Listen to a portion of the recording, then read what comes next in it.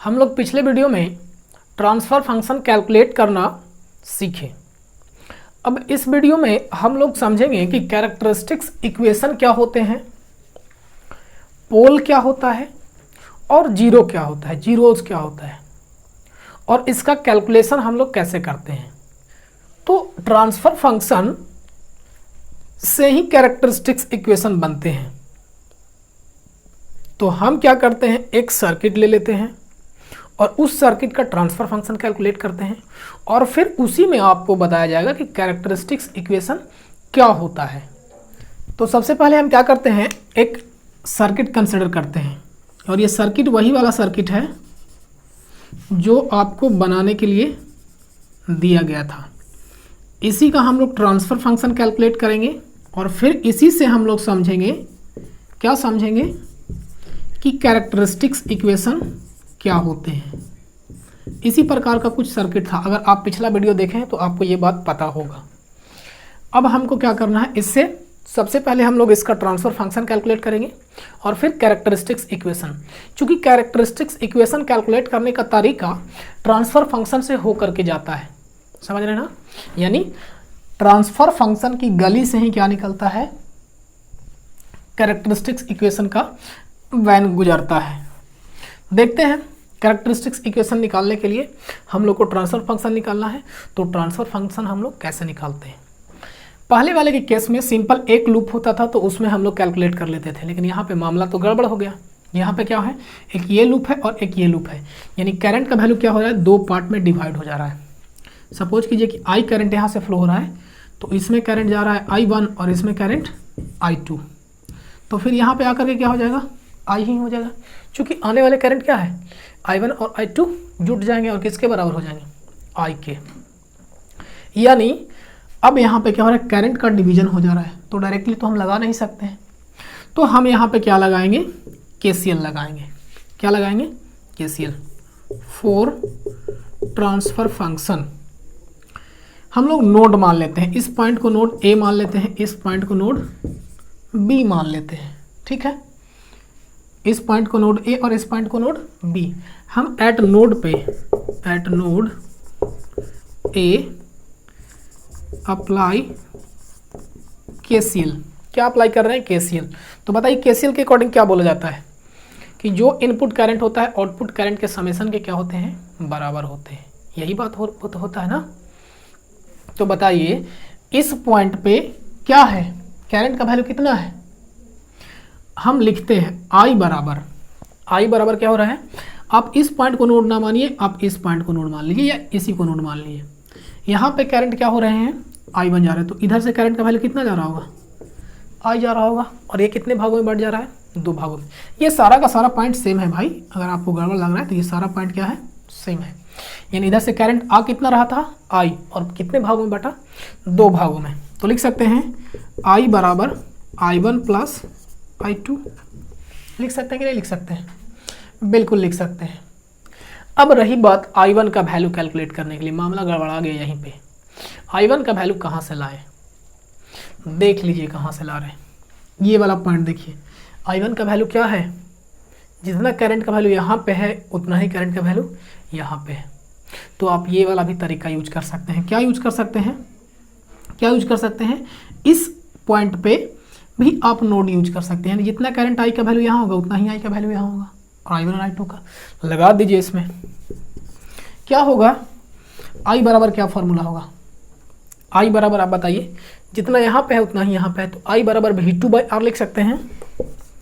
V2/R, ध्यान रखिएगा अभी हम टाइम को यहाँ पे कंसिडर नहीं कर रहे हैं, लेकिन सारा का सारा है किसमें, ये टाइम डोमेन में ही है। ये कॉम्प्लेक्स देखने में ना लगे इसलिए हम यहाँ पे T ना लिख रहे हैं। I1 का वैल्यू क्या होगा, I1 का वैल्यू इसमें है, तो बताइए इसमें करंट कितना फ्लो होगा। यहाँ पे पोटेंशियल का वैल्यू कितना है, V1, और यहाँ पे पोटेंशियल का वैल्यू गड़बड़ा गए, देखिए यहाँ पे कितना है पोटेंशियल का वैल्यू, V2। यानी I1 का वैल्यू क्या हो जाएगा, V1 minus V2/R1 plus I2 का वैल्यू कितना है। ये मामला खराब हो रहा है। हमने इंडक्टर के क्रॉस वोल्टेज का वैल्यू देखा था, कितना होता था, L di/dt। कैपेसिटर के अक्रॉस वोल्टेज का वैल्यू देखा था, क्या होता था 1/c integration I2 into D T. Voltage का वैल्यू हमने देख लिया था, लेकिन क्या यहाँ पे वोल्टेज का जरूरी है? नहीं। कैपेसिटर के अक्रॉस क्या है? करंट I2, जिसका वैल्यू कैलकुलेट करना है। तो करंट का वैल्यू क्या होता है कैपेसिटर के अक्रॉस? IC बराबर क्या होता है C into D V by D T. D V कहने का मतलब क्या होता है? Change in voltage. तो बताइए इसके अक्रॉस चेंज इन वोल्टेज क्या है? हम इस टर्मिनल पे लगा रहे हैं, तो यहाँ का वैल्यू कितना V1 और माइनस V2, यानी कैपेसिटर के अक्रॉस करंट का वैल्यू क्या हो जाएगा? C D V1 minus V2 by D T. ये क्या हो गया? ये क्या हो गया? कैपेसिटर के क्रॉस करंट। अब हमको क्या कैलकुलेट करना है? कायदे से देखें तो ट्रांसफर फंक्शन निकालने के लिए V output by V input चाहिए था। हमारे पास टर्म मिला हुआ है V2 जो कि आउटपुट के रूप में है, और V इनपुट यानी V इनपुट के रूप में मिला हुआ है, यानी V2 बाई V1 अगर कैलकुलेट कर लें, यानी V output by V1 calculate कर लेंगे तो मिल जाएगा। फिर इसको ट्रांसफॉर्म कर देंगे लैप्लास ट्रांसफॉर्म में। चलिए देखते हैं, यहाँ पे चेंज कीजिए इसको। V2 को लैप्लास ट्रांसफॉर्म पहले ही हम चेंज कर देते हैं। V2 को Vs हो जाएगा बाई R बराबर V1 S minus V2 S by R1 plus, अब यहाँ पे आपको क्या मिल गया? डेरिवेटिव्स मिल गया। डेरिवेटिव्स का लैप्लास ट्रांसफॉर्म क्या किए थे, कुछ याद है? C में हम लोग S से मल्टीप्लाई किए थे, यानी डेरिवेटिव टर्म में S से मल्टीप्लाई करते हैं और बाकी को हम लोग चेंज कर देते हैं, यानी VS V1S माइनस V2S। ये क्या हो गया? लैप्लास ट्रांसफॉर्म में चेंज। अब इसको सोल्व करके हमको क्या कैलकुलेट कर लेना है? V2S बाई V1S अगर कैलकुलेट कर लेते हैं तो हमको क्या मिल जाएगा? लैप्लास ट्रांसफॉर्म, यानी ट्रांसफर फंक्शन का वैल्यू हमको मिल जाएगा। चलिए तो इसको आगे कैलकुलेट करते हैं। देखिए, यानी इसको आगे बढ़ाइए। VS V2S है उधर, सारे वाले इधर से V2S को एक तरफ कर देते हैं। R1 यहाँ पे क्या था? R2, ठीक है, R2 बराबर V2 वाले को एक तरफ करते हैं। एक यहाँ V2 आपको दिख रहा है और एक यहाँ पे V2, तो प्लस में क्या हो जाएंगे? चूँकि माइनस में है तो V2S बाई R1, और यहाँ पे भी माइनस में है, इससे क्रॉस मल्टीप्लाई करने के बाद प्लस हो जाएगा CS V2S बराबर क्या हो जाएंगे? V1 यानी V1S बटा R1, और यहाँ पे क्या है प्लस में? प्लस CS V1S हो गया। हमको कैलकुलेट क्या करना है? ट्रांसफर फंक्शन बराबर V output by V input, या दूसरे शब्दों में यहाँ लिखे तो V2 बाई V1। V2 यहाँ पे मिला हुआ है, V1 को इधर से ले आते हैं, बाकी को उधर ट्रांसफर कर देते हैं। V2 कॉमन ले रहे हैं तो 1 by R2 plus 1 by R1 बराबर V1 कॉमन ले रहे हैं तो क्या बच रहा है? सॉरी, यहाँ से और कुछ है, प्लस CS बराबर V1 कॉमन ले रहे हैं तो 1 बाई R1 प्लस CS। ये हमको मिल गया। V1 इधर कर देते हैं और बाकी को उधर भेज देते हैं, यानी यहाँ से V2S बाई V1S बराबर क्या हो जाएगा? 1 बाई R1। LCM ले लेते हैं इसको, 1 प्लस R1 CS बटा, इसका भी LCM ले लेते हैं, नीचे आ जाएगा ये R1 R2 क्या हो जाएगा? R2 से R2 जाएगा, यानी R1 plus R2 plus R1 R2 CS। एक R1 से ये चला गया, क्रॉस मल्टीप्लिकेशन कीजिएगा तो आपको क्या मिलेगा? क्रॉस मल्टीप्लिकेशन कीजिए, यानी आपको मिलेगा R2 से इसमें मल्टीप्लाई हो जाएगा, R2 plus R1 R2 CS बटा R1 plus R2 plus R1 R2 CS। ये हमको क्या मिल गया? ट्रांसफ़र फंक्शन का वैल्यू। क्या मिल गया? ट्रांसफ़र फंक्शन का वैल्यू हमको मिल गया। लेकिन क्या हमको ट्रांसफ़र फंक्शन का वैल्यू कैलकुलेट करना था? ज़रा देखिए ध्यान से, यहाँ पे क्या कैलकुलेट करना है? हमको कैरेक्टरिस्टिक्स इक्वेशन कैलकुलेट करना है। तो कैरेक्टरिस्टिक्स इक्वेशन बोला जाता है कि ट्रांसफ़र फंक्शन का डिनोमिनेटर इक्वेशन को, डिनोमिनेटर कौन आया ट्रांसफ़र फंक्शन का? ये वाला, हम बाकी को इधर को मिटाते हैं। डिनोमिनेटर का ये आया। इस डिनोमिनेटर के इक्वेशन को अगर हम 0 के बराबर कर दें, अभी ये क्या है? अभी क्या है? पॉलिनोमियल इसको बोल सकते हैं। जब इसको 0 के बराबर कर देंगे तो क्या बन जाएगा? एक इक्वेशन बन जाएगा। क्या बन जाएगा? एक इक्वेशन। तब उस इक्वेशन को हम लोग बोलते हैं कैरेक्टरिस्टिक इक्वेशन। क्या बोलते हैं? Characteristic equation. यानी मेरे पास क्या मिला? GS बराबर, यानी ट्रांसफ़र फंक्शन बराबर क्या मिला? R2 plus R1 R2 CS बटा R1 plus R2 plus R1 R2 CS। ये हमको क्या मिला? ट्रांसफ़र फंक्शन मिला। हमने बोला कि कैरेक्टरिस्टिक इक्वेशन समझना है। तो अभी जो ये डिनोमिनेटर में टर्म मिल रहा है उसको हम लोग किसके बराबर कर देते हैं?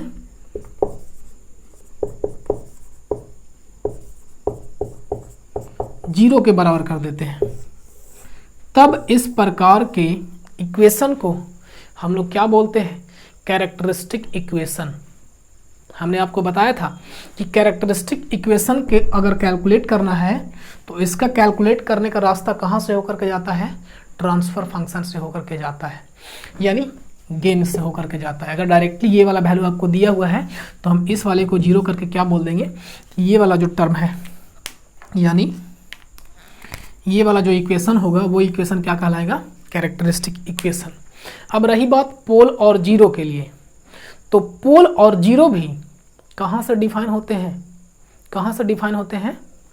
वो भी डिफाइन होते हैं इस गेन से ही, यानी ट्रांसफ़र फंक्शन से ही डिफाइन होते हैं। क्या होता है? तो सुनिए, एक होता है 0। क्या होता है? 0। और दूसरा होता है, 0 बोल सकते हैं पोल। याद रखने का तरीका ये है, याद रखने का क्या तरीका है? अब जीरोस कहने का मतलब अब 0 वाला फीलिंग लाइए। यानी इसमें अगर इस इक्वेशन को सोल्व करते, समझिए जरा बात को, तो s का कुछ वैल्यू होता कि नहीं होता? s का कुछ वैल्यू होता।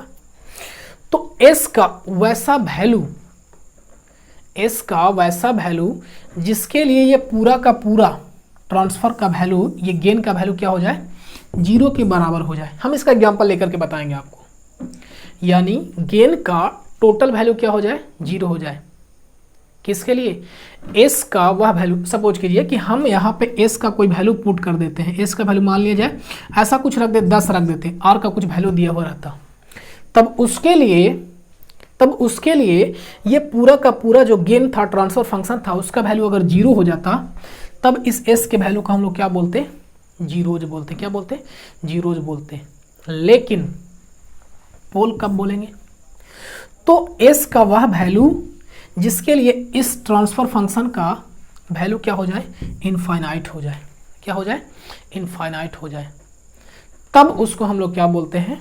पोल बोलते हैं। क्या बोलते हैं? पोल। मान लीजिए s का वैल्यू अगर 5 रखा जाए तो 5 के लिए अगर ये पूरा का पूरा इक्वेशन क्या हो जाए? इनफाइनाइट के बराबर हो जाए, तब उसको क्या बोलेंगे? क्या बोलेंगे? तब उस संख्या को हम लोग क्या बोलेंगे? पोल बोलेंगे। क्या बोलेंगे? पोल बोलेंगे। अब हम एक एग्जाम्पल लेते हैं और फिर आपको बताते हैं कि जीरो और पोल क्या होता है। देखिए, हमने माना कि किसी सिस्टम का एक गेन दिया हुआ है। क्या दिया हुआ है? गेन। क्या दिया हुआ है? s+2/s-3 into s+4। अब आपको इसको 3 चीज़ कैलकुलेट करना है। पहला कैरेक्टरिस्टिक्स इक्वेशन, दूसरा पोल्स और तीसरा जीरोज। क्या करना है आपको? कैलकुलेट करना है। ठीक है, देखिए हमने आपको बताया कि अगर गेन दिया हुआ है, क्या दिया हुआ है? गेन दिया हुआ है, यानी ट्रांसफ़र फंक्शन दिया हुआ है, तो हम उसके डिनोमिनेटर टर्म को क्या करेंगे? जीरो के इक्वल करेंगे और जो इक्वेशन बनेगा उसको क्या बोलेंगे, कैरेक्टरिस्टिक इक्वेशन। चलिए देखिए, डिनोमिनेटर में कौन सा टर्म है, ये वाला टर्म है, यानी s minus 3 into S plus 4 को हम किसके बराबर करेंगे, जीरो के बराबर करेंगे, तब ये क्या कहलाएगा, कैरेक्टरिस्टिक इक्वेशन। आप मल्टीप्लाई कीजिए इसको, एस स्क्वायर प्लस एस से करेंगे तो 4s plus minus 3s plus minus 12, यानी यहाँ से आपको दिख रहा है S square plus S minus 12 बराबर 0। ये क्या हो गया, कैरेक्टरिस्टिक इक्वेशन। किसके लिए, तो वैसा सिस्टम जिसका ट्रांसफर फंक्शन कितना होगा, ये वाला, उसके लिए ये क्या हो जाएगा, कैरेक्टरिस्टिक इक्वेशन। दूसरा हमने आपको बताया पोल्स। पोल में क्या बताया कि s का वह वैल्यू जिसके लिए इस पूरा गेन क्या हो जाए, इनफाइनाइट के बराबर हो जाए। किसके बराबर, इनफाइनाइट के बराबर हो जाए। तो जरा बताइए, इस गेन को हम कंसिडर करते हैं s plus 2 by s minus 3 और s प्लस 4। बताइए ये इनफाइनाइट के बराबर कब होगा, आप बता दीजिए, सोच करके बताइएगा। यदि हम नीचे वाले कोई टर्म को क्या कर दें, जीरो कर दें, क्या कर दें, जीरो, तो बताइए ये पूरा का पूरा वैल्यू इनफाइनाइट के बराबर होगा या नहीं होगा। और आप बताइए कि s के किस वैल्यू के लिए कोई नीचे वाला टर्म क्या हो जाएगा, जीरो हो जाएगा। देखिए s का वैल्यू, अगर s का वैल्यू हम लोग क्या रख दें, 3 रख दें, तो देखिए, तो अगर 3 यहाँ पर रख दें तो 3 माइनस 3 यानी कितना, 0। दूसरे शब्दों में बोले तो आप पढ़े होंगे इस इक्वेशन का क्या करना होता था, x का वैल्यू कैलकुलेट करना होता था। 10th क्लास में आपने पढ़ा होगा, x square plus 2x plus 3a बराबर 0, देन वैल्यू ऑफ x, पढ़े हैं ना, वही वाला वैल्यू, यानी ये कैरेक्टरिस्टिक्स इक्वेशन है। कैरेक्टरिस्टिक्स इक्वेशन से जो s का वैल्यू आएगा, वही क्या कहलाता है, पोल कहलाता है। क्या कहलाता है, पोल। आप यहाँ से समझिए, अगर इस टर्म को हमको जीरो करना होता तो s का वैल्यू कितना रखते, 3।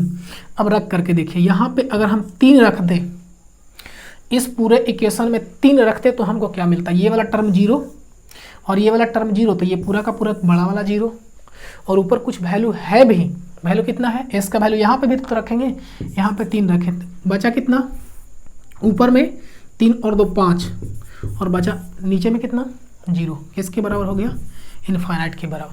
तो बोलिएगा पोल कौन सा होगा, कौन सा पोल होगा, तो s बराबर कौन सा, s बराबर कितना, 3 के लिए gs का वैल्यू क्या हो गया, इनफाइनाइट के बराबर, तो ये वाला क्या कहलाएगा, पोल कहलाएगा।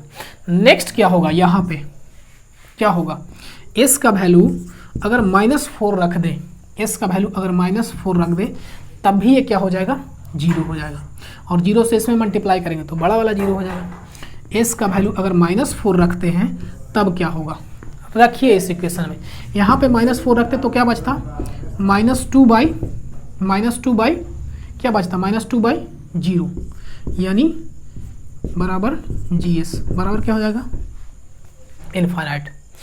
तब किसको बोलते हैं, इस s को हम लोग क्या बोलते हैं, -4 को क्या बोलते हैं, पोल बोलते हैं। यानी ये -4 क्या है, s का वैल्यू अगर -4 है तो -4 क्या है, इस ट्रांसफर फंक्शन के लिए क्या है, पोल है। तो गेन कैरेक्टरिस्टिक इक्वेशन समझ में आया होगा आपको, पोल समझ में आया होगा। नेक्स्ट है जीरोज। उससे पहले जरा देखिए, ये -4 और 3 कहाँ से आया, इस इक्वेशन से ना। आप इसी इक्वेशन को कहाँ से लाए थे, यही वाला तो डिनोमिनेटर है, यही वाला क्या है, डिनोमिनेटर है। यानी कैरेक्टरिस्टिक इक्वेशन को सोल्व करने के बाद जो s का वैल्यू आता है वही क्या कहलाता है, पोल कहलाता है। क्या कहलाता है, पोल। देखिए हमने तो ऑटोमेटिक ये जब मल्टीप्लाई किया हुआ था, फैक्टर में था, तब हम लोग इसको डायरेक्टली वैल्यू कैलकुलेट कर लेंगे। लेकिन इस प्रकार से रहता तब क्या करते हैं, डिनोमिनेटर को 0 के बराबर करेंगे। आप इसका क्या करेंगे, तोड़ देंगे, इसको पढ़े होंगे, 12 है 4s - 3s - 12, s into s plus 4 -3 common लेंगे, s प्लस 4 बराबर 0, s - 3 और s प्लस 4 बराबर क्या हो गया 0। एक बार इस वाले टर्म को 0 के बराबर करेंगे, एक बार इस वाले टर्म को, यानी यहाँ से देख रहे हैं s माइनस 3 बराबर 0, देन s बराबर क्या हो गया 3, यानी s का वैल्यू जो आया यहाँ पे ये क्या कहलाएगा पोल। देखिए आया था ना यहीं से। दूसरा एक बार s प्लस 4 को 0 के बराबर करते हैं, तब s बराबर कितना आता -4, यानी कैरेक्टरिस्टिक्स इक्वेशन से जो आप s का वैल्यू कैलकुलेट करेंगे वो क्या कहलाएगा पोल कहलाएंगे। क्या कहलाएंगे पोल, जीरोज नहीं। जीरोज के लिए हम लोग किसको बोलते हैं, हम ऊपर वाले को। डेफिनेशन हमने क्या बताया, जीरोज के लिए क्या होना चाहिए GS टेंड्स टू क्या होता है 0, पोल्स के लिए क्या होता है GS टेंड्स टू इनफाइनाइट। बताइए किस वैल्यू के लिए, किस वैल्यू के लिए, किस वैल्यू के लिए, किस वैल्यू के लिए ये वाला टर्म यानी पूरा का पूरा गेन 0 हो जाएगा, किस वैल्यू के लिए। तो डायरेक्टली हम क्या रख देंगे ऊपर वाले टर्म को, यानी जो ऊपर वाला नोमिनेटर में है। देखिए क्या था मेरे पास यहाँ पे s प्लस 2 था, s का वैल्यू अगर हम लोग 2 रख दें तो बताइए क्या ये पूरा का पूरा टर्म 0 हो जाएगा, नहीं होगा। s का वैल्यू अगर हम लोग -2 रख दें तब -2 प्लस 2 यानी कितना 0, यानी s का वैल्यू बराबर हम लोग कितना रखते हैं -2 रखते हैं, देन गेन किसके बराबर हो जाएगा 0 के बराबर, तब इसको हम लोग क्या बोलेंगे जीरोज बोलेंगे। बात समझ आया। यानी अब फिर से ट्रांसफर फंक्शन के डिनोमिनेटर को अगर हम लोग 0 के बराबर करते हैं तब जो इक्वेशन बनता है उस इक्वेशन को क्या बोलेंगे, क्या बोलेंगे, क्या बोलेंगे कैरेक्टरिस्टिक इक्वेशन। s का वह वैल्यू जिसके लिए गेन यानी ट्रांसफर फंक्शन इनफाइनाइट की ओर टेंड्स करता है, की ओर जाता है, तब उसको बोलते हैं, उस s को वैल्यू को हम लोग क्या बोलते हैं पोल बोलते हैं। s का वह वैल्यू जिसके लिए ट्रांसफर फंक्शन का वैल्यू 0 की ओर टेंड्स करता है तब उस s के वैल्यू को क्या बोलते हैं जीरोज बोलते हैं। तो ये हमने पढ़ा कैरेक्टरिस्टिक इक्वेशन, जीरोज और पोल। अब आपको एक क्वेश्चन दे रहे हैं, इसको आप ट्राई कीजिएगा क्या होगा।